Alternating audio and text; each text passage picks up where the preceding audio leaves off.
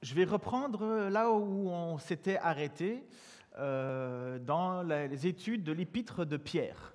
Vous savez qu'on a enseigné sur 1 Pierre. J'avais commencé cette étude il y a longtemps, avant que je passe quelques temps de problèmes de maladie. Et je vous résume, et je vous encourage à vous acheter un jour, pour aller plus loin, une Bible d'études. Et dans les Bibles d'études, vous avez parfois en tout cas dans celle que moi j'utilise, la Bible d'études, la Summer d'études, il y a des résumés, des notes de section. Alors, pour vous éviter de relire tout le chapitre 1, il ne sera pas affiché, mais écoutez les notes de section. Qui sait, peut-être un jour, vous serez emballé d'acheter cette Bible d'études parce que vous allez dire, tiens, il y a moins à lire, ça va être plus facile. J'espère que ce ne sera pas la motivation, mais écoutez ceci.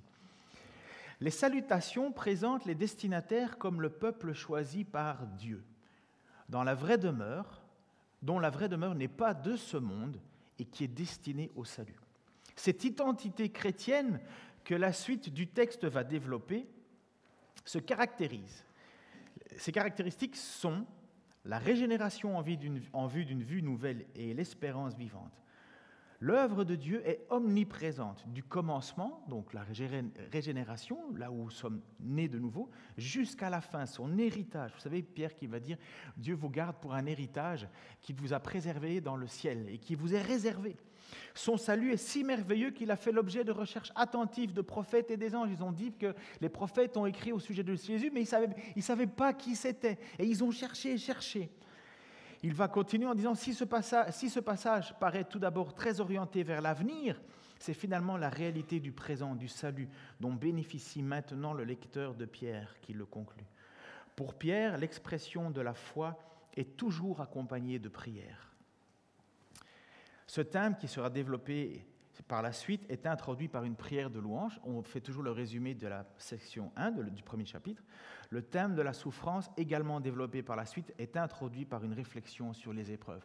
Vous savez, qui dit les épreuves, notre foi est aussi pure. Notre foi, c'est comme de l'or qui a besoin d'être épuré, qui a besoin d'être purifié par le feu du creuset. Il va continuer dans la section 13 à 25 en disant « Après avoir décrit le salut de Dieu dans sa dimension future, donc ce qui nous est promis, il présente aujourd'hui ce que l'on vit et préparatoire. Pierre invite les croyants à vivre à la hauteur du salut qu'il leur est fait, en grand, au moyen de 6 impératifs. » Et je rappelle les impératifs que Pierre a apportés. Il a dit « Espérez, soyez saints, vivez en révérant Dieu, aimez, et nous allons voir maintenant, ce matin, la suite, croissez, c'est pour ça que j'ai pris ces grandissez, croissez spirituellement, et ensuite on verra pour former un temple de Dieu. Vous avez vu aussi que j'ai commencé à mettre de plus en plus les textes en anglais. En fait, d'abord, on a Marc qui a joué aujourd'hui. Et merci, Marc. Vous avez vu qu'on avait 2 joueurs aujourd'hui avec nous qui nous ont accompagnés. Merci Bruno, bienvenue, et Marc pour avoir chanté.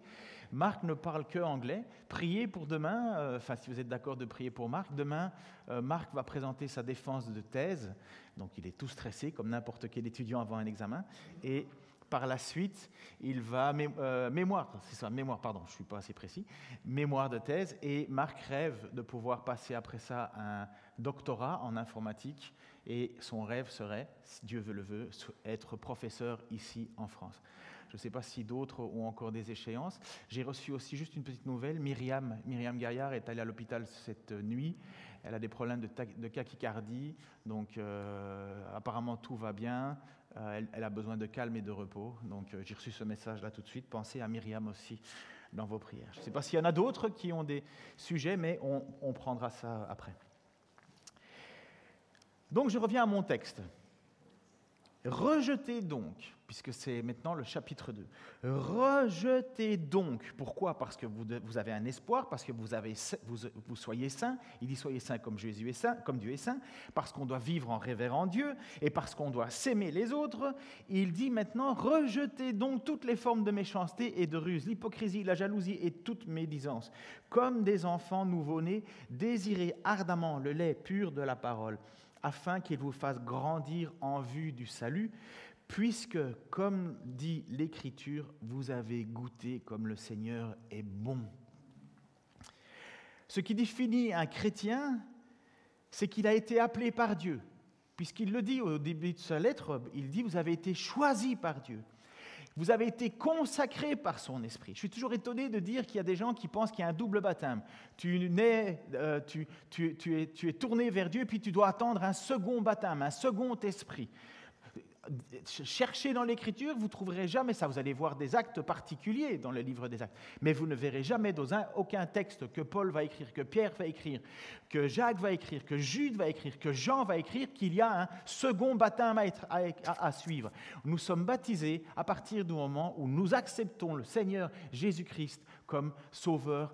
Si tu déclares de ta bouche que Jésus est, si tu crois dans ton cœur que Jésus est Seigneur, et si tu déclares de ta bouche que Dieu est ressuscité, tu es fils de Dieu. Et il y en a certains qui disent non, il faut une deuxième expérience, il faut vivre quelque chose de plus.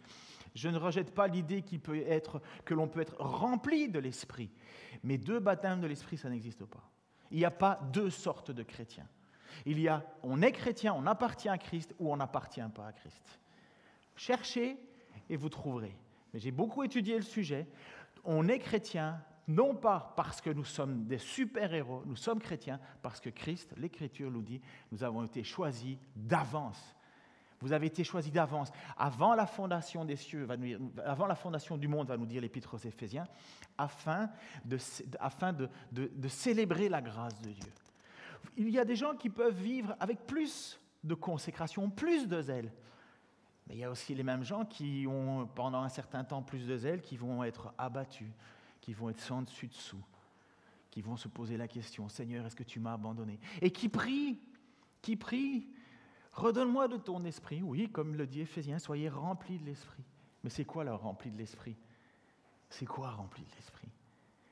C'est la bonté, la fidélité, l'amour, la maîtrise de soi, les fruits de l'esprit.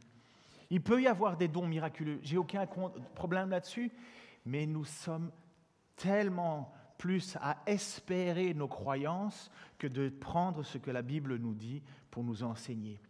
Mais il y a une chose qui est certaine dans ce qu'elle nous enseigne, c'est que lorsqu'on est chrétien, il y a un combat qui va se mener.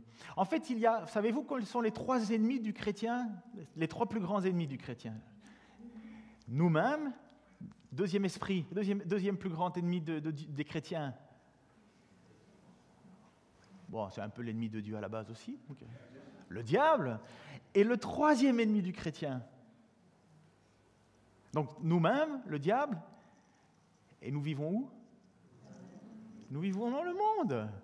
Le monde avec toutes ses influences. Le premier ennemi, c'est nous-mêmes, puisque nous sommes encore pécheurs. Nous luttons contre le péché en nous-mêmes. Nous avons le diable qui est notre ennemi, donc luttons contre le diable, le tentateur qui, lui, veut nous faire chuter. Et nous avons l'esprit du monde. L'esprit du monde, ça veut dire des pensées qui ne viennent pas de Dieu, mais qui veulent nous faire tourner et qui veulent nous faire pécher. Ce sont nos trois grands ennemis. Et dans ce texte, Pierre, qui parle de ce que nous sommes en tant que chrétiens, nous dit qu'il y a des choses qu'il faut se débarrasser. C'est un combat, c'est véritablement un combat. Cette connaissance de Christ, appartenir à Christ, c'est le combat du moi-je. C'est le combat contre le moi-je, contre le nous. C'est un nouveau combat, on découvre ce combat. Pourquoi est-ce qu'on doit faire ce combat? Parce qu'il est dit dans l'Écriture, « Soyez saints, parce que Dieu est saint. » Ça met la barre très très haut. Hein? Mais pourquoi est-ce qu'on doit combattre? Parce que Dieu est saint et l'Écriture nous dit que nous devons être saints. Et elle nous engage dans ce combat parce qu'en plus, nous avons l'Esprit de Dieu. Parce que c'est ça la marque du chrétien. C'est l'Esprit de Dieu. C'est quoi la Trinité? Beaucoup de gens m'ont posé encore la question, c'est quoi la Trinité? Parce que je dis, j'ai jamais vu l'Écriture parler de Trinité. La Trinité, c'est pas compliqué. C'est Dieu Père, Dieu Fils, Dieu Esprit. Dieu Père qui est invisible, que personne ne voit. Dieu Fils qui vient au milieu de nous, qui nous révèle qui est le Père, qui même dans l'Écriture, on le voit à certains moments. Certains se posent la question, est-ce que c'est Melchisédek, celui à qui Abraham a offert un sacrifice? Est-ce que c'est lui parce qu'il est prince de paix, roi de Salem, de Jérusalem? Mais est-ce que c'est Jésus, on appelle ça une théophanie, la présence de Jésus avant sa venue. Mais nous avons Dieu Père qu'on ne peut pas voir, il est invisible. Nous avons Dieu Jésus qu'on peut le voir, puisqu'à un certain moment, il y a même un apôtre qui a dit, mais je crois que c'est Didyme qui dit, montre-nous Dieu et ça nous suffit. Et lui va répondre, mais depuis le temps que je suis avec vous, ne m'as-tu pas reconnu? Quand Jésus pardonne, il pardonne comme Dieu pardonne. Quand il fait des miracles, il fait des miracles comme Dieu peut faire des miracles. Quand il ressuscite comme Dieu peut ressusciter. Et puis la troisième personne, c'est le Saint-Esprit. Et le Saint-Esprit, c'est quoi? Le Saint-Esprit, c'est Dieu qui agit. C'est Dieu qui fait vivre Dieu en nous. Je ne suis pas dans mes notes, là, je suis parti, là, alors je ne sais pas à quelle heure on va finir. Mais si vous regardez au tout début de l'Écriture, prenez le début de la Genèse, il est dit que Dieu règne, mais le souffle de l'Esprit, le roua en hébreu. Il y a l'Esprit de Dieu, il y a l'Esprit. Dans le livre de Jean, dans l'épître de Jean, le livre de Jean, il est dit, car Dieu, au commencement était la parole était avec Dieu, la parole était Dieu. Et qu'est-ce que c'est cette parole? C'est cette parole qui descend sur terre, et c'est Jésus-Christ, puisque les apôtres vont dire, et nous l'avons contemplé, cette gloire. Et qu'est-ce que Jésus dit après un certain moment? Il va dire, il faut, à la fin de son texte, il faut que je m'en aille, parce que je vais vous envoyer le Paraclète, le Consolateur. Il vous enseignera tout ce que j'ai dit. Et le Saint-Esprit, c'est la présence de Dieu en nous.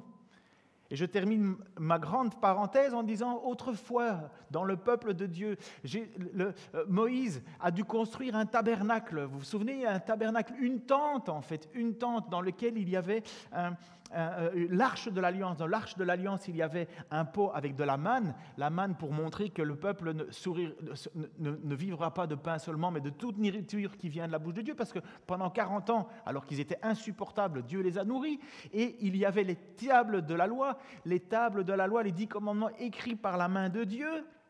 Il y avait ça dans ce tabernacle, et il y avait le bâton de Aaron, qui en plus, on nous dit que ce bâton avait fleuri, et c'était ça qui était dans l'arche de l'Alliance. Et l'arche de l'Alliance, on lui avait construit un tabernacle. Dieu avait dit, il lui avait donné des règles en disant, vous allez construire ceci, comme ça, vous allez faire ça. Et c'est ce que Moïse fait, il construit un tabernacle. Et c'était la présence de Dieu sur terre. On ne pouvait pas s'approcher comme on voulait. Il y avait le lieu saint, le lieu très saint. Et puis, David a voulu construire un temple. Et il dit, non, ce n'est pas toi qui vas construire un temple, c'est Salomon qui va me construire un temple. Et dans ce temple, qu'est-ce qu'il y avait? Il y avait cette fameuse arche de l'Alliance qui était là. Et il y avait le lieu saint et le lieu très saint, la présence de Dieu sur terre. Et vous savez où est la présence de Dieu sur terre aujourd'hui? En vous, car vous êtes le temple du Saint-Esprit. Autrefois, c'était dans une tente que Dieu manifestait sa présence. Après, c'était dans un temple que Dieu manifestait sa présence. Et une dame samaritaine, pécheresse de chez pécheresse, 5 maris, le mari avec qui elle n'est pas mariée, bref, elle est dans l'adultère, c'est une samaritaine, tout le monde la déteste. Et elle pose une seule question à Jésus, en disant, mais Seigneur, nous, on nous a dit qu'il fallait louer Dieu sur cette montagne-là, parce que nos ancêtres ont dit qu'il fallait là. Et vous, les Juifs, vous dites qu'il faut enseigner au temple. Et qu'est-ce que Jésus lui dit? Il dit, oui, c'est vrai, les Juifs ont la vérité, parce que les prophètes et l'enseignement viennent des Juifs. Mais il vient un temps où c'est ni sur cette montagne, ni dans ce temple que vous adorerez Dieu, mais c'est en esprit et en vérité. Et voilà la Pentecôte. À la Pentecôte, c'est là que le Saint-Esprit descend sur les chrétiens, ceux qui déclarent appartenir à Jésus-Christ. Alors, si tu crois que tu n'as pas le Saint-Esprit parce que tu n'as pas ce qu'on te présente dans beaucoup d'endroits de dire, il faut que tu fasses ceci, il faut que tu fasses cela, alors tu n'es pas chrétien. Parce qu'on est chrétien à partir du moment où l'Esprit de Dieu est en nous. Et personne ne peut déclarer Jésus est Seigneur s'il n'a pas le Saint-Esprit. Est-ce que vous croyez que Jésus-Christ est le Fils de Dieu? Bonjour mon fils. Oui ou non? Est-ce que vous croyez que Jésus-Christ est ressuscité, est mort pour nos fautes, pour nos péchés? Est-ce que vous le croyez?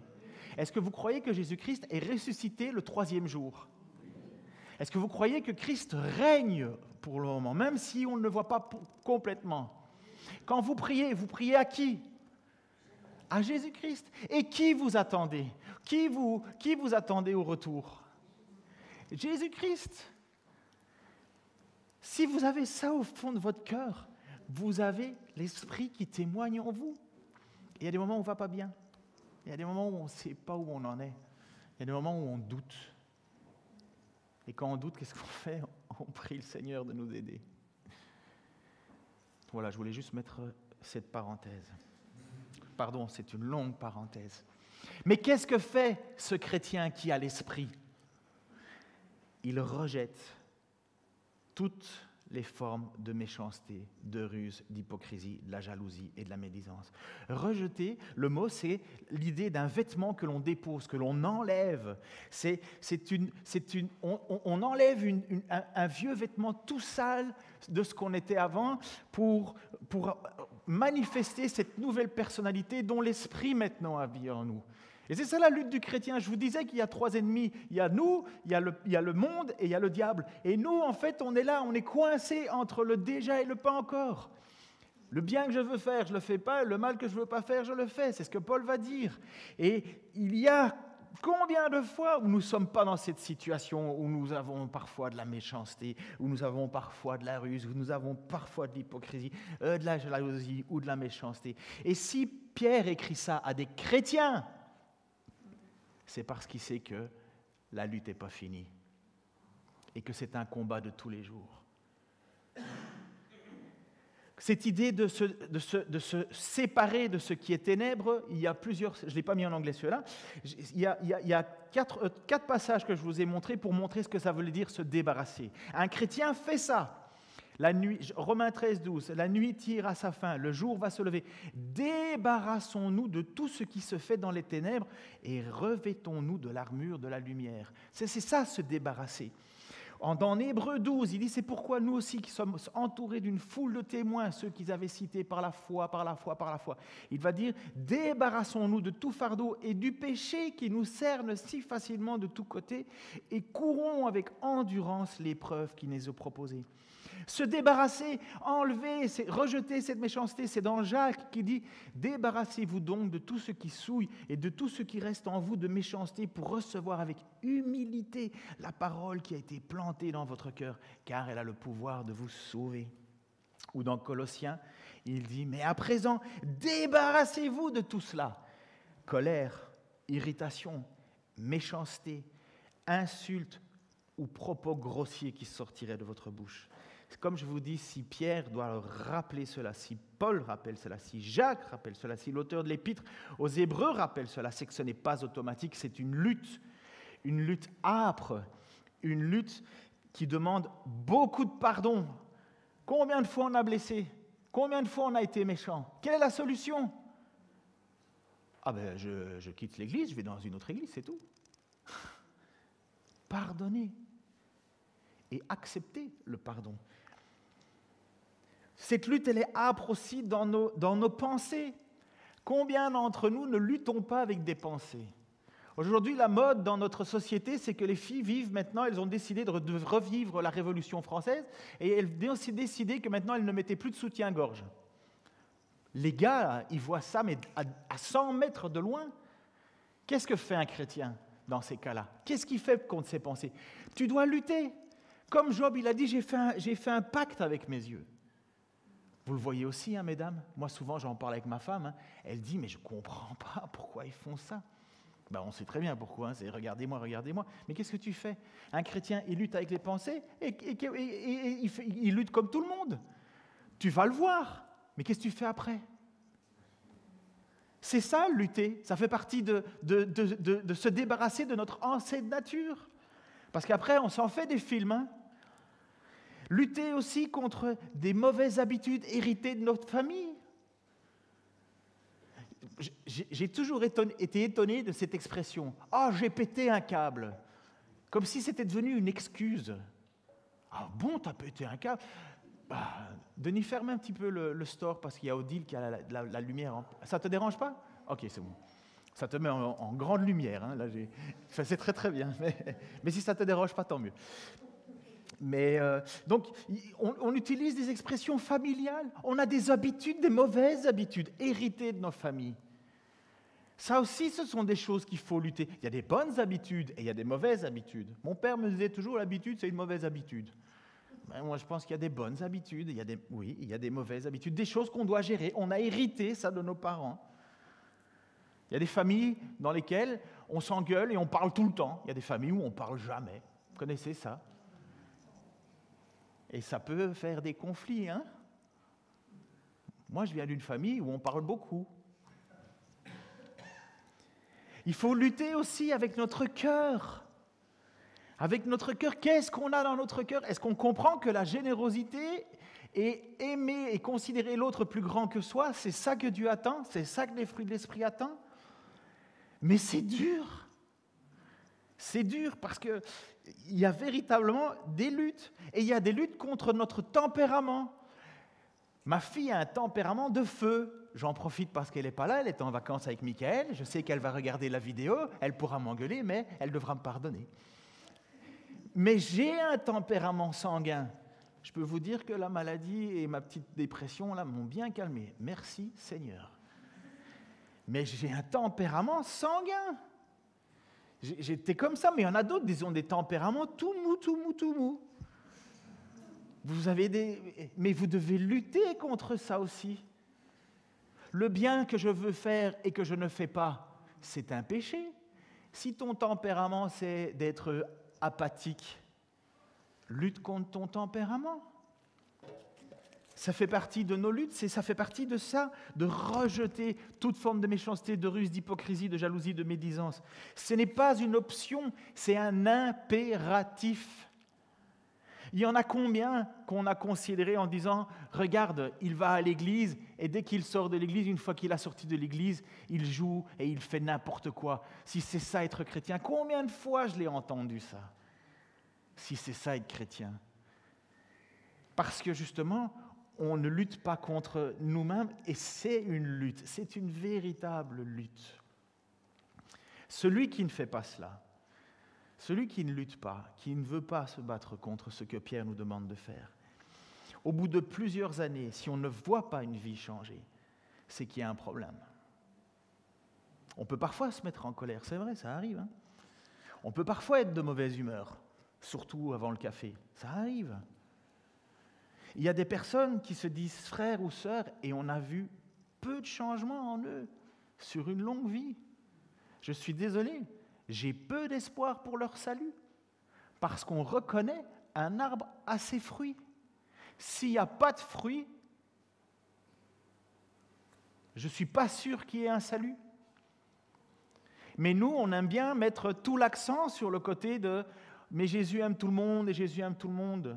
Bien sûr que le dernier mot est à Dieu et qui dit ne déclare pas qui va monter au ciel et qui ne va pas y monter. Mais je peux vous dire que si on ne voit pas des fruits qui sont la même parole de Dieu, si on ne voit pas des fruits, si au bout d'une vie chrétienne on ne voit pas un seul changement contre cette méchanceté, cette ruse, cette hypocrisie, c'est que je crois que ce n'était pas la bonne terre.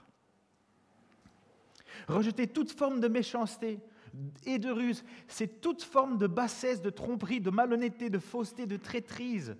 Dans le livre des Actes, Paul va faire une sévère remontrance pour rejeter la ruse à un homme qui s'appelait Élymas. C'était un faux prophète. Et en plus, Élymas, ça veut dire le magicien. Ça se trouve dans le livre des Actes. Une fois arrivés à Salamine, donc qui est une ville, ils annoncèrent la parole de Dieu dans les synagogues des Juifs. Jean-Marc était avec eux et le secondait. Jean-Marc, c'est certainement celui qui a écrit l'évangile de Marc. Ils trouvèrent là un magicien juif nommé Bar-Jésus, qui se faisait passer pour un prophète. Il faisait partie de l'entourage du proconsul Sergius Paulus, un homme intelligent. Celui-ci invita Barnabas et Saul et leur exprima son désir d'entendre la parole de Dieu. Mais Élymas, le magicien, c'est ainsi qu'on traduit son nom, s'opposait à eux. Il cherchait à détourner le proconsul de la foi. Alors Saul, qui s'appelait aussi Paul, l'apôtre Paul, qui était avant Saul de Tarse, maintenant il s'appelle Paul, rempli du Saint-Esprit, s'adressa à lui en le regardant droit dans les yeux. « Charlatan, plein de ruse et de méchanceté, fils du diable, ennemi de tout ce qui est bien, quand cesseras-tu de fausser les plans du Seigneur qui sont droits? Mais maintenant, attention, la main du Seigneur va te frapper, tu vas devenir aveugle et pendant un certain temps, tu ne verras plus la lumière du soleil. » Au même instant, les yeux d'Élymas s'obscurcirent. Il se trouva plongé dans une nuit noire et se tournait de tous côtés en cherchant quelqu'un pour le guider par la main.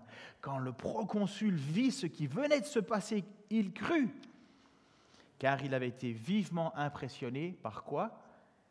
Par l'enseignement qui lui avait été donné au sujet du Seigneur. Vous pouvez vite comprendre que Paul, comme pour nous d'ailleurs, nous trouvons ça irritant. Qui aime voir la méchanceté? Qui aime voir la tromperie? Personne. Vous savez, autrefois, j'ai travaillé à la police de Bruxelles. Je vous l'ai expliqué, j'étais photographe judiciaire. Je peux vous dire que la méchanceté, elle est sans limite. Des choses, enfin bref, ça ne doit avoir aucune place dans la vie d'un chrétien. Aucune place. Et c'est bien ça qu'il dit. Charlatan, plein de ruses et de méchanceté. Et c'est ça qu'on doit combattre, nous dit Pierre, dans nos vies. Mais ce n'est pas tout. L'hypocrisie. L'hypocrisie, c'est ce qui a mis le plus Jésus en colère. L'hypocrisie des religieux. C'est en plus ce qui, moi, m'a amené à la conversion. Parce que moi, j'étais très content puisque j'étais anti-croyant, et j'étais très content que Jésus était anti-croyant, enfin, selon moi. Je voyais les religieux comme des croyants. Donc, j'étais anti-religieux, Jésus était anti-religieux, j'aimais Jésus. Après, j'ai découvert Jésus que c'était bien plus que ça. Mais c'est ce qui m'avait attiré, moi, justement, contre cette hypocrisie. Parce qu'il détestait les fausses questions, justement pour tendre des pièges. L'hypocrisie du légalisme. L'hypocrisie des gens qui disent aux autres, c'est quoi un légaliste? En fait, c'est quelqu'un qui dit aux autres, fais pas ci, fais pas ça, fais pas ci, fais pas ça, parce que Dieu veut pas ci, pas ça, mais eux, cachés dans le secret, vont le faire. Ils interdisent aux autres ce qu'ils font eux-mêmes. C'est ce que Jésus a dit. Écoutez au sujet des pharisiens, faites ce qu'il vous dit de faire, mais ne faites pas ce qu'ils font. Écoutez justement ce qu'est l'hypocrisie dans le texte suivant. Jésus entra de nouveau dans la synagogue où il s'y trouvait un homme qui avait la main paralysée. Il observait Jésus pour voir s'il le guérirait le jour du sabbat. C'était afin de pouvoir l'accuser. Hypocrisie. Ils ont en tête un plan, une ruse. Jésus dit à l'homme qui avait la main paralysée, lève-toi là au milieu. Puis il leur dit à ces hypocrites, est-il permis le jour du sabbat de faire du bien ou du mal, de sauver une personne ou de la tuer? Mais ils gardèrent silence, ils attendaient de mettre en place leur projet. Écoutez ceci, on parle de Jésus-Christ, Fils de Dieu, Dieu fait homme. Alors il promena sur eux un regard de colère et, peiné de l'endurcissement de leur cœur, il dit à l'homme, tends ta main. Il la tendit et sa main fut guérie. Les pharisiens sortirent et tinrent aussitôt conseil avec les Hérodiens sur les moyens de le faire mourir. Si l'hypocrisie a mis un regard de colère dans le Fils de Dieu, ne pensons pas que nous puissions nous-mêmes être épargnés de son regard de colère quand nous sommes hypocrites.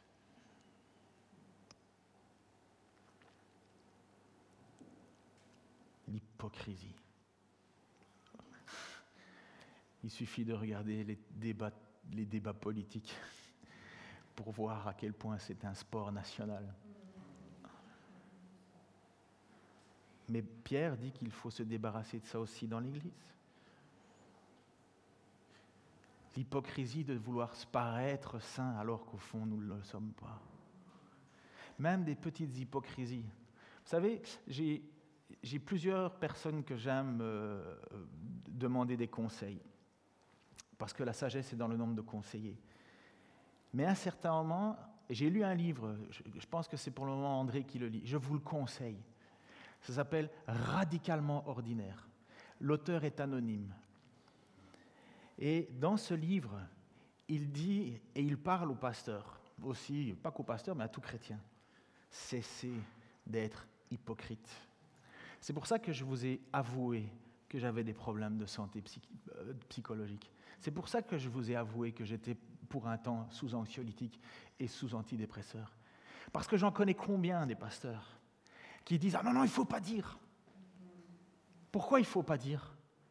Pourquoi est-ce qu'il faut être hypocrite? Pourquoi est-ce que je montrerai une image de je suis bien, je vais bien, parce que j'ai le Seigneur, alors que je souffre?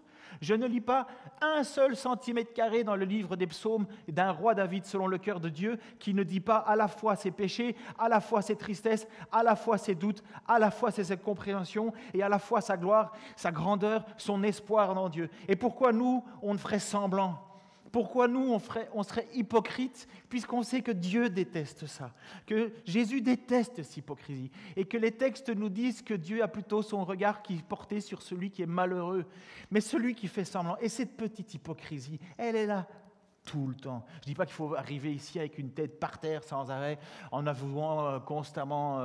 Non, on a aussi une certaine parfois retenue. Le but n'est pas d'écraser les autres avec ce que je suis, mais il ne faut pas entretenir une fausse image qu'on a entretenue sans arrêt. Moi, on m'avait dit, vas-y, convertis-toi avec Jésus, tu vas être l'homme le plus heureux. Tu n'auras plus de problèmes dans ta vie. J'ai l'impression que j'en ai eu pas mal, hein? Ah, mais c'est parce que tu as péché. Ah bah oui, je pêche, mais je n'ai pas trompé ma femme, j'ai volé l'argent à personne, je me suis peut-être emporté sur certaines choses, j'espère avoir demandé pardon à tous ceux à qui j'ai pu offenser, certainement j'en ai offensé sans même le savoir. Comme David va dire, pardonne-moi les fautes que je n'ai pas connaissance, mais est-ce que j'ai mérité tout ça? Ça ne ressemble pas trop au Jésus qu'on m'a vendu, ça. Ah, mais il est peut-être dans une autre église. Peut-être que si quelqu'un mettait sa main sur ma tête, là, je serais comme pouf, immunisé. Et il y en a combien qui courent là derrière? Et je remercie que c'était la première prédication de notre frère Franck, quand il a prêché sur l'épître de Jude, et qui dénonçait, je vous encourage, un chapitre, peut-être 25 versets peut-être, à lire ça. Jacques va dire aussi la jalousie. Pierre va demander aussi de se battre contre la jalousie. La jalousie, c'est ce qui a amené le premier meurtre dans la Bible. Caïn qui a tué Abel parce qu'il était jaloux, parce que Abel avait fait un plus beau sacrifice que lui. Et qu'est-ce qui est monté en lui? La jalousie. La jalousie, c'est être contrarié par le bien-être des autres. Il amène à la rancune, il amène à la haine et il amène au conflit. Jacques va dire ceci, et c'est fort, hein? Y a-t-il parmi vous quelqu'un de sage et d'expérimenté qu'il en donne la preuve par sa bonne conduite, c'est-à-dire par des actes empreints de l'humilité qui caractérisent la véritable sagesse. Mais si votre cœur est plein d'amère jalousie, si vous êtes animé d'un esprit querelleur, il n'y a vraiment pas lieu de vous vanter. Ce serait un défi à la vérité. Une telle sagesse, écoutez bien, une telle sagesse ne vient certainement pas du ciel. Elle est de ce monde, de l'homme livré à ses seules ressources. Elle est démoniaque. Car là où règne la jalousie et l'esprit de rivalité, là aussi habite le désordre et toutes sortes de pratiques indignes. La jalousie. La jalousie. Quand on dit pourquoi lui il a une belle maison, pourquoi lui ici, pourquoi il a ça. Je marchais dans les rues pendant tout un temps avant, parce qu'il fallait que je perde un peu de poids. Et je regardais à chaque fois les belles maisons, parce qu'il y a pas mal de belles maisons ici dans le coin. Et je me disais, oh, j'aimerais bien avoir ça, j'aimerais bien avoir ça, j'aimerais bien avoir ça. Et en fait, j'étais tout le temps malheureux. Tout le temps malheureux. Tout le temps malheureux. Pourquoi j'entretenais ça? En fait, on devrait se réjouir avec ceux qui se réjouissent. Si Dieu n'a pas voulu me donner cela, Dieu n'a pas voulu. Mais quand la jalousie commence, t'as vu lui aujourd'hui, t'as vu comment il est venu, t'as vu il a acheté ça, t'as vu ça, et on commence les rancunes. Et vous savez où ça amène? Pouf, la suite, la médisance. Puisque Pierre demande de rejeter la médisance. Et la médisance, c'est le sport national, en tout cas pour ce que je connais, des francophones. Certainement pour d'autres aussi, mais pour avoir connu la Belgique, pour avoir connu le Québec, pour avoir connu maintenant la France, peut-être que je vais tenter la Suisse un jour, on ne sait pas. la médisance. Écoute ceci, c'est des phrases que l'on voit parfois passer sur Facebook, enfin sur Instagram et compagnie. Si tu entends quelqu'un dire du mal d'un autre, dis-toi qu'il en dit autant de toi. Et ne soyons pas dupes, c'est un vrai défi de ne pas être médisant. Je connais des personnes qui tiennent leur langue en bride. Je ne les entends rarement, ou presque jamais, dire du mal. Ces hommes, je les respecte tellement. Je sais qu'ils ont en tête et qu'ils luttent, mais ils ne veulent pas médire. Ils ont fait le choix de ne pas dire du mal. Ces hommes m'impressionnent. Et on sait que c'est une difficulté, la médisance. C'est un truc où il faut, encore une fois, puisque c'est ce que dit Pierre, débarrassez-vous, enlevez ça.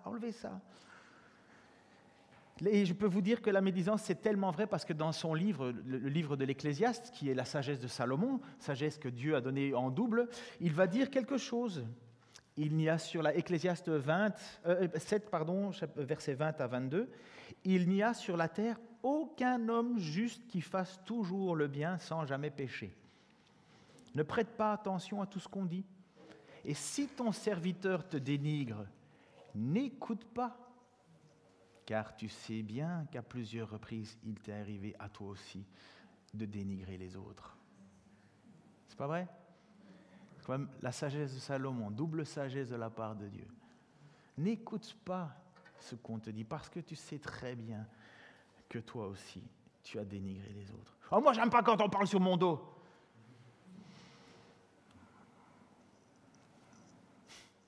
Comme si nous ne parlions jamais sur le dos des autres. Mais ça, il faut s'en débarrasser. C'est une lutte, c'est une lutte. Quand je vous dis que nos trois ennemis, c'est nous, le diable et le monde, le nous, il est déjà difficile. C'est pourquoi l'apôtre va dire, il va dire, si je dois choisir entre la vie et la mort, l'apôtre Paul va dire, la mort m'est un gain. Mais vous savez pourquoi il dit ça ? Il dit parce qu'en fait, la réalité, c'est qu'il dit, il est tout le temps en train de lutter contre le péché qui est en lui. Et il aimerait bien arrêter ce péché. Il aimerait bien que ça s'arrête. Et il dit, mais qui me délivrera de ce corps de mort ? Il dit, Jésus-Christ. Ça veut dire que déjà, on peut y arriver, on doit lutter. Mais pour Paul, et le jour où on sera ressuscité, ou dans sa présence, parce qu'il y a 2 étapes, je reprêcherai là-dessus, mais le jour où on sera avec Dieu, ça va s'arrêter, ça. Oh, ça va s'arrêter, les mauvaises pensées, les médisances, la jalousie, les haines. Enfin, on pourra on sera totalement débarrassé. On n'aspire pas à ça, André ? Oh, si. Qui aspire à ça, là ?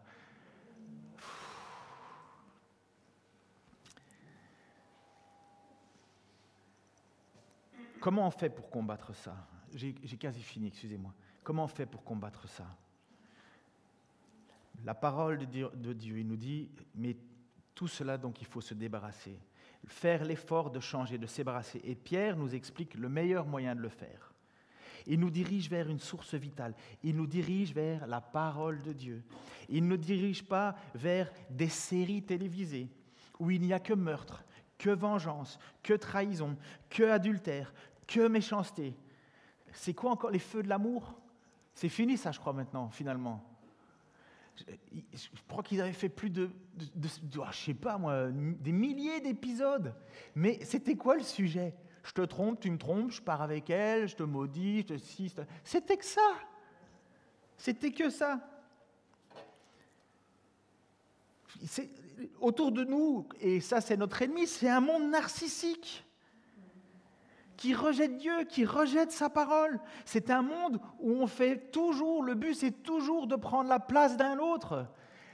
Le jeu Koh-Lanta, vous avez déjà vu Koh-Lanta où ils font des épreuves physiques. Mais c'est quoi après, en arrière ? C'est des médisances, des calomnies, de la ruse et dans le but où tu vas les méliner, je te fais un pacte, je te fais ci, je te fais ça, et on les regarde et on dit, oh ils sont salauds. Et puis en même temps, on se dit, mais c'est autour de nous et c'est là pour soi-disant nous divertir. Alors, mettez simplement une série d'autrefois. Alors, je ne dis pas que c'est la meilleure série au monde, je ne la mets pas à côté de la Bible. Mais qui se souvient de La Petite Maison dans la Prairie ? Ah ben moi, je l'ai regardé quand j'étais petit. Bon, ça prouve votre âge déjà, mais Mais on en repasse encore sur il y a certaines chaînes qui les repassent. Où on voit la fille qui court dans les champs avec des fleurs, et Charles Ingalls et compagnie. Mais mettez ça à côté de Desperate Housewives ou Game of Thrones. Vous avez bien compris que les valeurs ont vachement changé. Vachement. Je ne dis pas qu'il faut prendre sa télé et l'acheter par la fenêtre, ou bien s'il faut le fait, vérifier d'abord qu'il n'y a personne en bas. À la limite, revendez-la sur le bon coin, et puis si vous ne savez pas quoi faire avec, mettez l'argent dans la caisse de l'église. On pourra faire un truc, ou peu importe, ou bénissez quelqu'un, mais je ne vous dis pas qu'il faut rejeter la télé. Loin de là. Mais faites des choix éclairés sur ce qui rentre en vous. Mais surtout, parce que c'est ça le problème, mais surtout, comme dit l'apôtre Pierre, comme des enfants nouveau-nés, comme des enfants nouveau-nés, désirez ardemment le lait pur de la parole afin qu'il vous fasse grandir en vue du salut. Puisque, comme dit l'Écriture, vous avez goûté combien le Seigneur est bon. Combien de fois tu lis la Bible? Attention, je ne parle pas de manière mécanique. Moi je me lève, je fais mon café, et de telle heure à telle heure je lis la Bible, dès que c'est fini, 35, hop c'est bon, j'ai fini. Je ne parle pas de ça. C'est très bien d'avoir une discipline. Je parle de exactement ce qu'il dit, comme un enfant nouveau-né qui désire. Est-ce que vous avez déjà entendu un tout petit bébé pleurer là parce qu'il a, même le jour de sa naissance, on en a qui vont vivre ça bientôt, mais la première chose que cet enfant nouveau-né voudra, vous savez, c'est quoi? Le sein de sa mère. C'est instinctif, il vient de naître. La première chose qu'il veut, c'est le sein de sa mère. Et il va beugler encore et beugler tant qu'on n'aura pas fini. Pardon, beugler, c'est le mot pour les animaux. Il va crier, pleurer, veuillez m'excuser. En Belgique, on disait ça pour quelqu'un qui pleure, mais c'est pas belge ici. Mais il va pleurer pendant qu'on va prendre sa mesure, son poids, on va le nettoyer, jusqu'au moment où on va enfin le donner à sa mère. Et là, il va être calmé parce qu'il va pouvoir s'abreuver du lait de sa mère. Il vient à peine de naître et il sait que la seule chose qu'il a besoin, c'est du lait maternel. C'est exactement ce que Pierre dit. Vous avez besoin du lait de la parole. Ce lait, le lait maternel en plus, qui constitue pour un enfant tout ce que l'enfant a besoin. Étudiez les principes il y a les anticorps, il y a tout qui passe là-dedans. Et on sait que l'apôtre Pierre était un homme marié. Il a certainement, peut-être, je ne sais pas, il ne parle pas d'enfant, mais en tout cas, il a vu autour de lui comment la différence, une fois que l'enfant trouvait. Moi, je me souviens de nos enfants qui étaient tout agités au moment où la maman peut arriver à lui donner le sein. Pouf, il est calme. Et papa est content parce qu'il peut regarder de nouveau la télé. L'enfant sait instinctivement ce qu'il a besoin. C'est comme ça que Pierre présente la parole. Nous savons que Jésus est bon. On l'a dit ensemble, nous savons que Jésus est bon. C'est facile aujourd'hui de lire la Bible. Je ne comprends pas comment les gens ne prennent pas le temps de lire la Bible. Même un petit peu, quoi. Nous, on se contente de versets, on like sur Facebook, on like une petite phrase sortie hors de son contexte. Non. Celui qui veut aujourd'hui, il n'a aucune difficulté. Il existe, pour les plus vieux d'entre nous, des cassettes. Peut-être même des bandes. Il y a des CD où on peut écouter la parole. Il y a des podcasts, la balado-diffusion en français du Québec. Ça veut dire des émissions, on peut l'écouter dans nos téléphones, on peut l'écouter par des applications. Il y a des émissions radio où on enseigne la parole, où on l'entend, prenez des Phare FM ou des choses comme ça, où la Bible est citée. Il y a des émissions télé, on vend des Bibles à gros caractères pour ceux qui ne voient pas très bien. Et pour ceux qui ne voient plus, il y a même la Bible en braille. Celui qui ne veut pas lire ou entendre la parole ne pourra jamais grandir. Jamais. Jamais. Peu importe tes convictions que tu t'es forgées, je vais être dur, mais je vais l'être. Ou tu es fainéant, ou insensible à ce que Dieu dit, comme le dit Pierre, parce que cette parole, elle a un but, notre salut.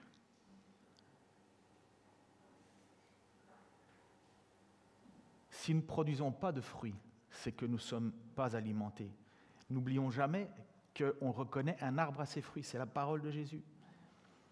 Celui qui ne désire pas cette parole qui ne désirent pas entendre ce que Dieu a à dire, j'ai un souci. Le salut, va dire MacArthur, le salut devrait provoquer chez le chrétien un élan vers la sainteté. Il devrait inciter les croyants à aimer les membres de leur Église, leurs frères, leurs sœurs, et enfin, leur besoin vital de la parole devrait animer les croyants d'un puissant désir envers elle.